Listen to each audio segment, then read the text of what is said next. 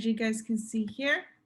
And also, by the way, we are recording this workshop. We record all of our workshops. So all of our workshops are recorded so that way they can be uploaded to our YouTube and Facebook page later. And you could rewatch this workshop or any of our other workshops once they are live there. So again, welcome to the Bay Area Entrepreneur Center, How to Take Product Photos with myself, Nicole. So today we are going to be talking about product photography. So I know during the pandemic, it was very hard for myself.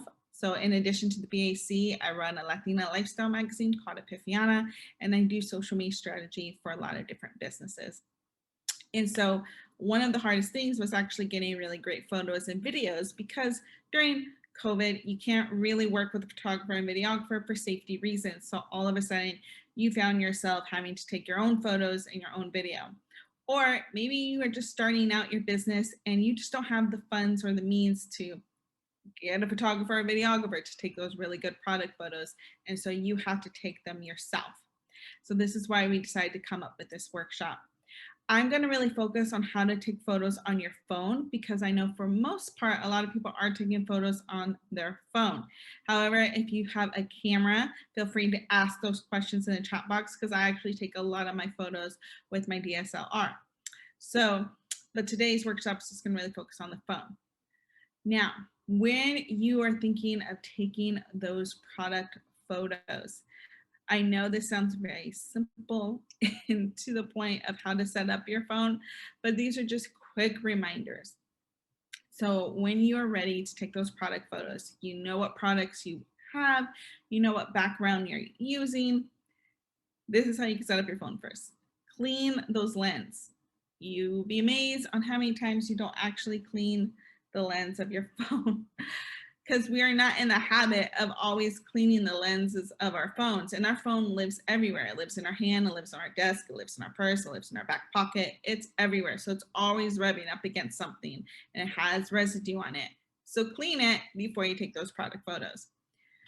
When you're taking those photos, don't use the flash. Actually, the flash, it's not the best source of light, and it can add a really harsh look to your photos. So don't use the flash. Also, don't use a filter when you're taking the photos. You can definitely put a filter in the editing process, but this isn't Snapchat or a cute Instagram photo. Don't add a filter to that, because then it's going to require more editing in post. Another thing that I forgot to put here is actually go through your gallery in your phone and see if you could delete anything, especially if you know you're going to take multiple photos, just for storage reasons. Side note, if most phones and most setups is you do have your IG stories automatically saved to your gallery on your phone, and so that takes up some space. So if you're not using those IG stories for anything else, feel free to delete all of those so that we have a little bit more space on your phone. Sorry, you guys could also see the chat box. Reading it. Launching in Q4 of this year or Q1 next year, my own line. How exciting! Paintings and, so yeah, paintings and all natural. Oh, perfect. Oh, and paintings, that can be a little tricky to take photos of because of the lighting and depending on what type of paints you use. Awesome.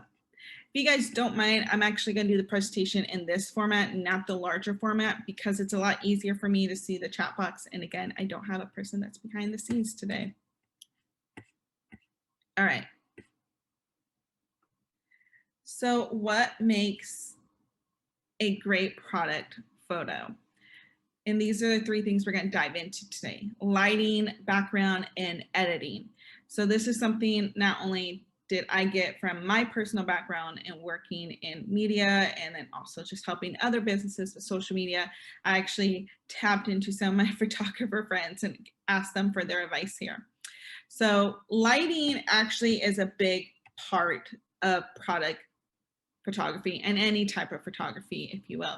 We don't really I feel like we don't really grasp on how important lighting is, because it could change the whole feel of your photo, and it can actually determine how much work you have to do in editing. So I actually wanted to share with you guys 3 photos of pretty much the same product. I picked a book and some little cute little background images, and I just changed the lighting a little bit. These were all taken on my phone, and they were taken with this camera, not this camera. This camera actually, you know, gives you a little bit more range.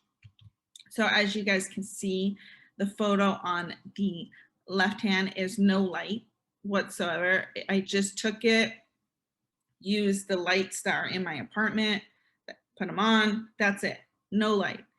Then I have a ring light that I just put on my phone. It's one of those clip-on ring lights. And this just made, actually, it's a slight difference, but you can tell a little, is it made the rug in the background a little bit lighter, and it sort of just pops a little bit more. And then the photo on the right, same products, natural light. Went outside during that golden hour and put the stuff on my patio table. They all have a very different look and a very different feel. And again, this will determine what type of brand do I have. So when you're looking at your products and you're looking at the background and you're looking at the lighting, you have to determine what's the actual feeling you want your products and your photos to say. And lighting can help determine that. So whether you want it to be more light and airy, whether you want the background to be more of this fluffy, so it's a rug, or if you want it to be more hard, like the patio table, things along those lines. So this is different lighting options. So I actually want to dive into some lighting products that you can buy. And again, feel free to ask questions as we're doing this whole presentation. Okay, so there's two different types of lightings that I wanted to dive into. Again, you could get a nice little clip ring light to put on your phone, and it keeps things pretty mobile. So if you are taking photos in different areas, it's just nice to have that ring light. But if you want to set up a whole production and you start buying products to make your photos pop a little bit more, I want to dive into different lighting tools that you can buy. So softbox lighting is, I will find a picture of it, but it's basically when you see those light stands and it looks like a box, it's sort of a softbox lighting. It provides more of a gentler and softer quality of light. It's not as harsh.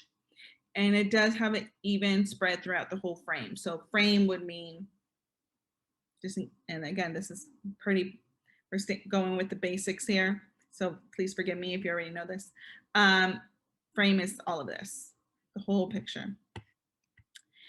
And it diffuses light, so it's so successfully. A softbox also like reduces, again, those really harsh shadows. And it's actually one of my favorite ones to personally, the softbox lighting, I really enjoy using it when I just need a more airy type of look, more whimsical, if you will, especially when I'm recording. I really love to have a softbox light because it just sort of gives a nice, I don't know, it's just more soft and more gentle, like it says here.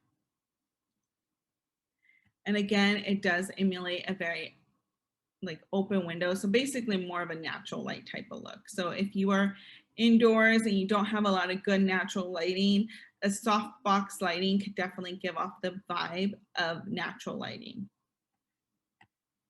A ring lighting, which you see if you watch any YouTube vlogger, we all have those really long, those tall ring lights. So instead of a ring light clipped to your phone, you could purchase a ring light like with the stand. It's a circle. You could put your phone in the middle of it or your camera in the middle of it, depending on what type of ring light you get. And it comes, usually the ring lights will come with clip-ons that are like this white clip-on, and then a clip-on that's more of a auburn clip-on to give different feels. And then you could play with the lights, how dark or light you want the light to be. So again, it provides a very even spread of lighting. So going back to the first slide or the third slide, when we said don't use the flash only gives lighting to one particular part of the photo. So when we say even spreading of light, we're meaning it gives the same type of lighting throughout the photo. So it doesn't look like here's light and here's darkness, which is what the flash on your phone would do. So again, ring lights are usually, they're really adjustable and portable. They have made them really portable, and they have made them pretty small, and you can actually get ring lights for your phone that sit on your table. You don't actually have to get the tall stand. You could actually just get one that sits on your table, put your phone in there if you need something along those lines, depending on where you're taking your photos. I think ring lights are really great when you need to get those details, when you really need to focus in on something. So for example, I'll use ring lights a lot when I'm doing my makeup videos, when I need to really showcase like one particular, like how to do something. So the softbox lighting is great for videos when I'm just talking and I'm sort of just vlogging and I'm just maybe doing my makeup but not giving step by step. And the ring light is great when I'm doing more of a step by step process, because the lighting really shows the details. I hope that makes sense. If it doesn't, ask your questions in the chat box. Any questions about lighting before we dive into background? So backgrounds, basically the background does change, again, the feel of the photo, just like how lighting does. So again, I chose the same products 3 different times, laid them out with 3 different backgrounds. With these photos, I didn't really focus too much on lighting. I just wanted to focus on more of showing you the backgrounds. So the first background is the countertop. I just simply used the countertop in my apartment. The second photo, again, is this yellow rug that's in my living room. And the third photo background is a patio table. So when you are taking your product photos, you probably wake up one day and you're like, I need to get all these product photos done. I strongly suggest that you play around with it first, take different photos with different backgrounds.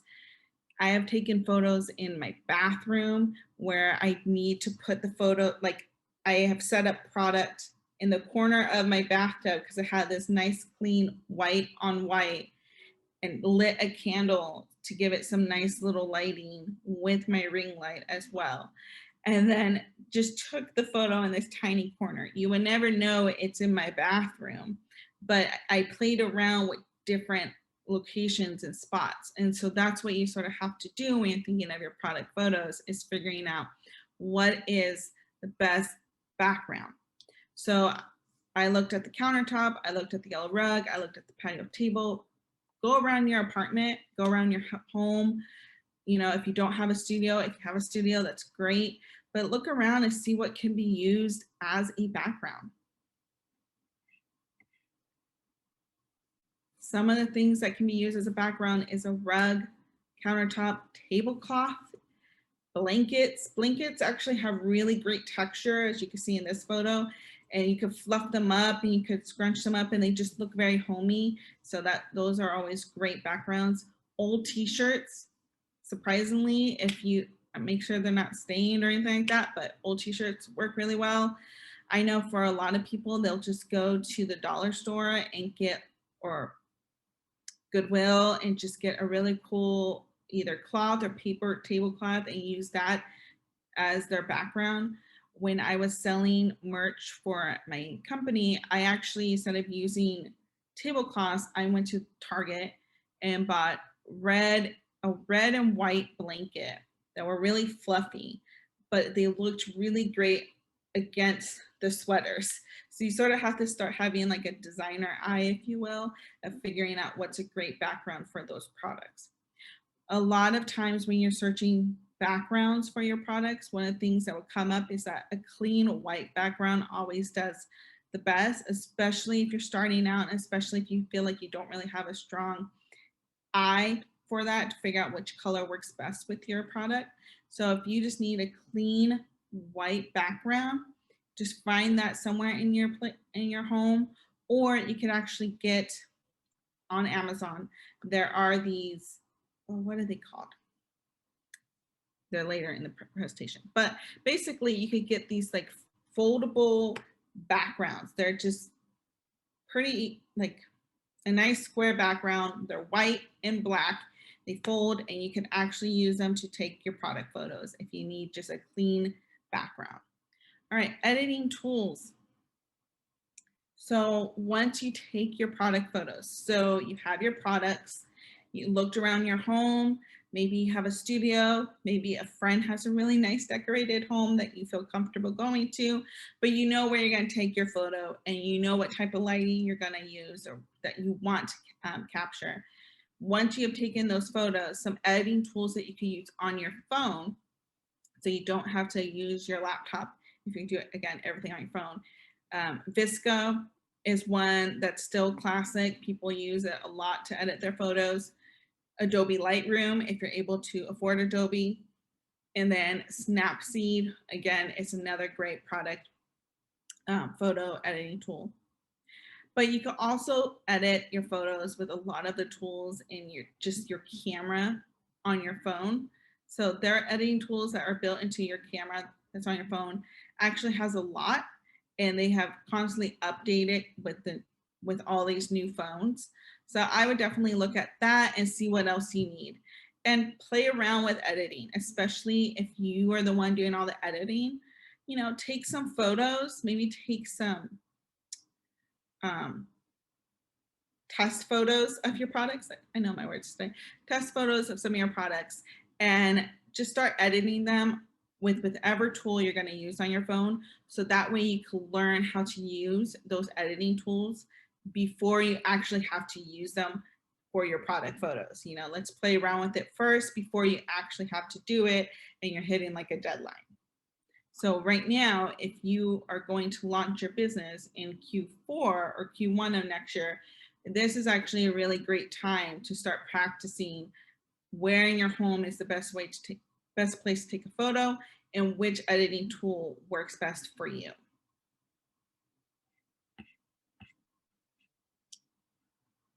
So these are just some tools that you could buy for your photos. Again, if you are on a budget and you are just using your phone, you're walking around, and taking photos of your products, that is totally fine. You could start adding tools to take better photos as your business grows.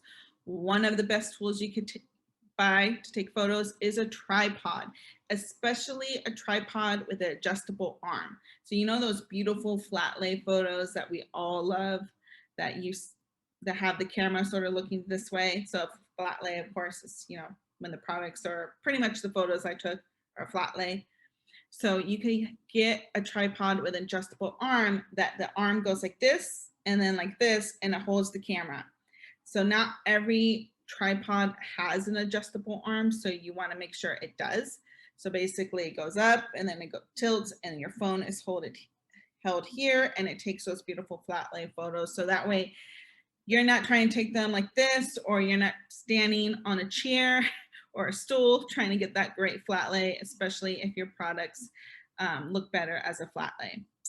A ring light, so you can get a ring light that either is, you stand it and you put your phone in the middle of it, or maybe you get a ring light that is a tabletop ring light, or a ring light that clips onto your phone. But a ring light is something that could help bring your photos to the next level. And then here, I don't know if you could truly see, but this is what I was talking about. If you just don't have the clear space or enough space in your home to actually take those nice photos that you want, they look like this. They're basically almost like cardboard, if you will, but it's black and it's white, and you can set them up. It's like a little box. You can set them up so that way you have a clean area to take your product photos wherever you are at. So again, so if you have products that are, like, for example, your skincare products and the painting. So for the skincare products, just give you some ideas of maybe what would be some really great backgrounds is if people are using those skincare products, most often they're probably going to use them in their bathroom. So I would definitely try to take some photos of those products in the bathroom. I will also try to take those product photos as people are using them. So whether that is someone pouring it in their hand, so maybe you need to get some almost like a hand model, if you will, a friend that has nice hands that you could just pour the product to. You might want to take some photos of someone using the product like on their face, because a lot of the times these product photos isn't like, look at my beautiful product. These product photos need to be like, look at how you can use this product in your life and make your life better. That's basically what people want to see when they're looking at product photos, is how can this product change my life, make me smarter, make me better, make me happier, make me more calm. That's what your business is. Your business is never, I'm selling this. Your business is, I'm solving this problem for someone else. So for paintings, it's like, where can they put this painting in their home? Especially if you're trying to sell the painting. If you're trying to sell a painting class, it's like, you know, how can taking this painting class make them calmer, make them an artist, things along those lines. Okay, so I actually want to go back a little bit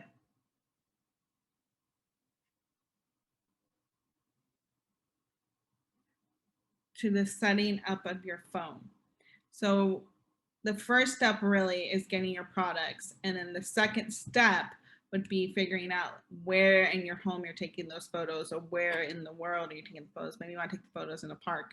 Then you're going to start setting up your phone. So you really want to make sure your phone is charged, it's clean, that you have space, that you could take these photos. And also, one of the things that you can buy for your phone, again, if you're taking the product photos on your phone and not on a camera, is you could get these what are we called? Those lenses. So basically, you know, with cameras, you could get those lenses to change like the depth of the photo and things along those lines. They have now created those for phones. They've been around for a while. So you can actually they come in a little pouch, and there's different lenses, and they clip onto your camera. So it gives the feel and the look of like you taking a photo on, you know, a DSL camera. So you can actually add those, and it gives you a little bit more depth, if you will, to your photos.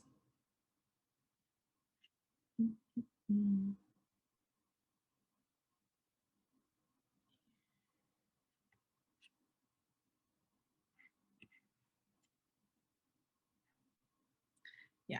And so one of the things I wanted to touch on before product photography is when you are taking these photos of your products, you definitely want to figure out like who your audience is. And I'm sure by this point you would know who your audience is. Who's your target audience?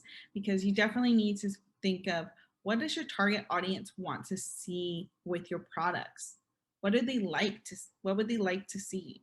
You know, do they want to see something that's busy? So do they want to see a cup of coffee on a busy street with a city bus in the background? Or do they want to see a cup of coffee in bed? Right? Those are two different audiences. Those are two different feelings. Those two very different emotions. So you got to determine what does your target audience want from your brand? And what do you want to give your target audience? And then what's that happy middle? So I definitely would suggest on our YouTube and in our Facebook page, you would watch our target audience workshop, because we do have a few of those. So before you start taking these product photos, figuring out who your target audience is. And let me see.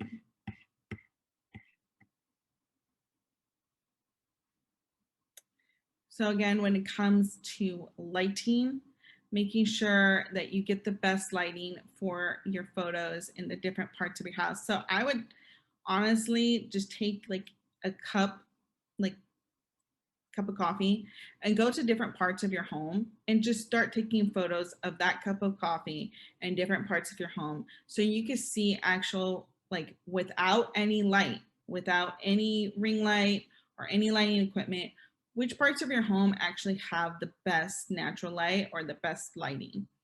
And then that way you could determine what type of products you need to buy.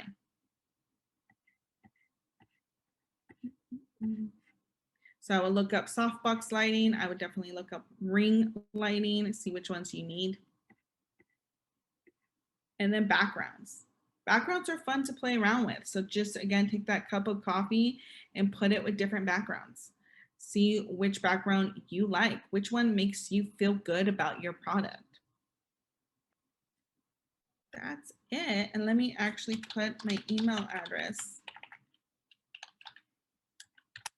in the chat box. So thank you so much for joining us today. I really appreciate it. Again, this is recorded, and again, it's going to be on our YouTube and Facebook page. So if you have any friends that you think will find this helpful, if you need to go back and watch it, definitely do so. And feel free to email me any questions with product photography, especially if you are using your phone, your camera. If you have more specific questions geared towards your business, I would be happy to schedule a one-on-one session with you to go over what will probably be the best photos and also maybe editing tips. So thank you all for being here, and have yourselves a wonderful Thursday. And I gave you guys some time back, so not bad. I love it when these end a little early. All right, thank you guys. Bye.